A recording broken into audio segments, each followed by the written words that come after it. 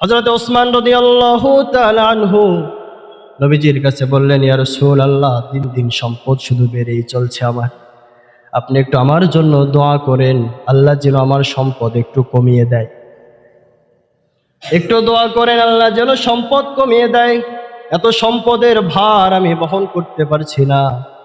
নবীজি বললেন, ঠিক আছে, তুমি এক কাজ করো, তুমি এখন থেকে উটের পিঠে বসে খাবার খাও, গাধার পিঠে বসে খাবার খাও।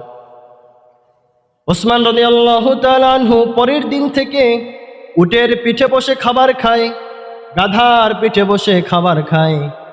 এভাবে বেশ কিছুদিন চলল, কিন্তু সম্পদ কমে না, আরো বাড়ে। সুবহানাল্লাহ।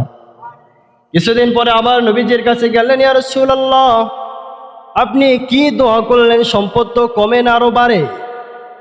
নবীজি বললেন, তুমি যখন খাবার খাও তুমি এমন কি করো, যদি তোমার খাবারের প্লেট থেকে কোনো খাবার পড়ে যায় তুমি কি করো? ওসমান রাদিয়াল্লাহু আনহু বলেন, আমি যখন উটের উপরে বসে খাবার খাই, খাবার যখন জমিনে পড়ে যায়, আমি উটের পিঠ থেকে নেমে ওই খাবার তুলে পরিষ্কার করে ওই খাবার আমি আবার খাই। সুবহানাল্লাহ।